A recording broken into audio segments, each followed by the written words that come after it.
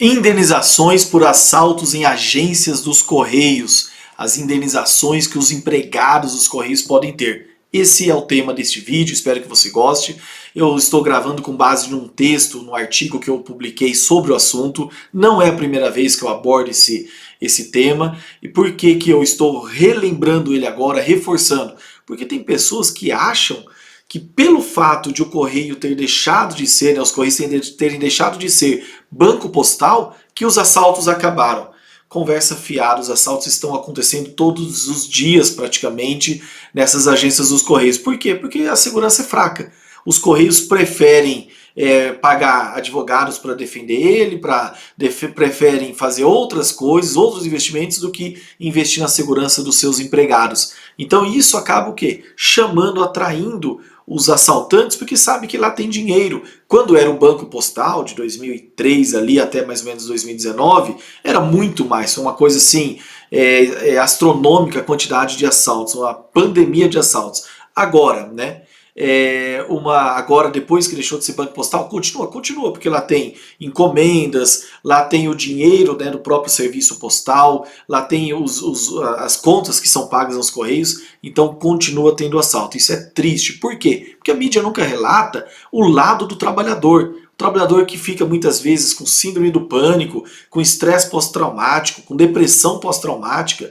Então isso tudo é muito sério e pode, né, como eu abordo no texto, gerar alguns direitos, alguns desdobramentos jurídicos na vida do trabalhador. Como, por exemplo, indenização por danos morais, isso é o básico que ele tem que ter. Alguns casos mais graves podem ter direito a uma pensão, que a gente chama de indenização por lucros cessantes, né? Uma pensão durante o período que esse trabalhador ficou incapaz, e se ele ficar com uma sequela permanente, até uma pensão vitalícia ele pode ter direito. Dependendo também da gravidade, muitos empregados dos Correios têm um seguro de vida em grupo, né? Em alguma época foi o da Postales, o Arco Vida, o ACE, então vai mudando a seguradora. Mas eles podem ter direito também a receber a indenização securitária na cobertura da invalidez permanente por acidente, é um direito que pode desdobrar também para o trabalhador. A questão trabalhista, como por exemplo o depósito do fundo de garantia, enquanto a pessoa ficou lá, o trabalhador ficou lá recebendo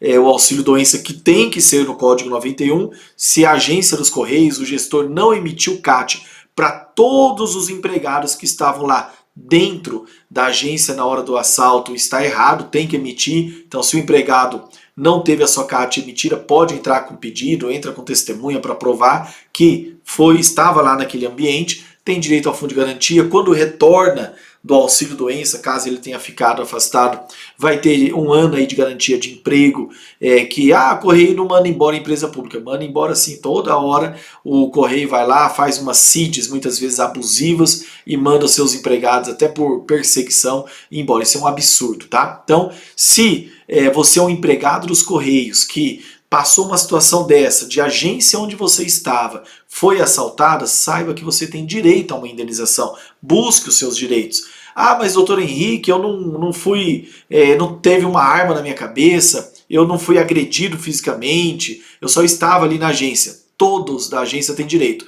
É claro que aqueles que passaram por uma situação de mais grave, uma situação mais grave, como por exemplo uma agressão física, essa pessoa tem direito a uma indenização no valor maior.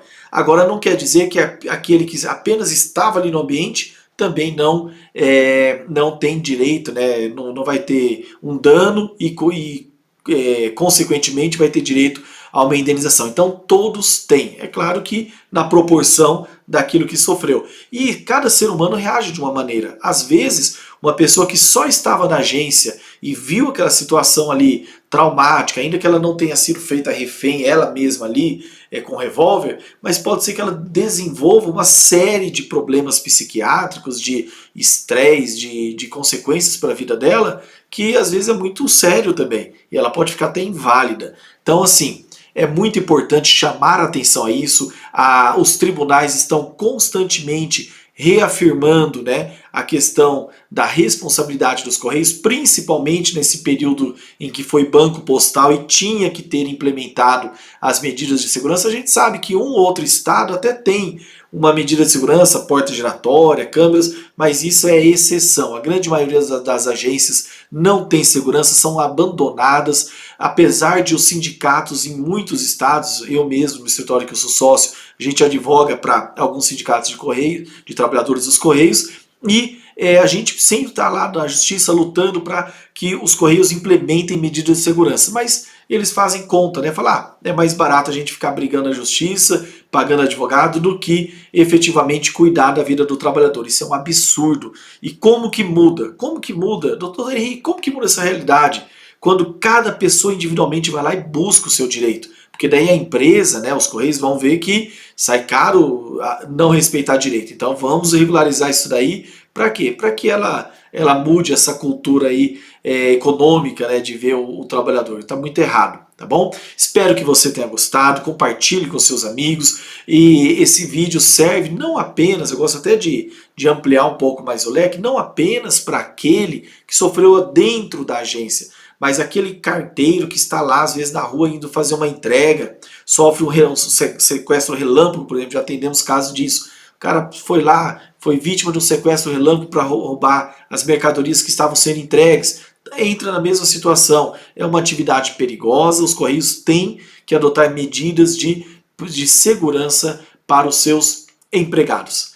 Meu nome é Henrique Lima, você está no canal Compartilha a Justiça. Se você não está inscrito, inscreva-se, ativa o sininho e espero que esse vídeo tenha sido útil para você lutar pelos seus direitos. Leia o texto, tem no link, né, o link eu coloquei na descrição do vídeo, leia o texto e ali tem mais informações para você. Forte abraço!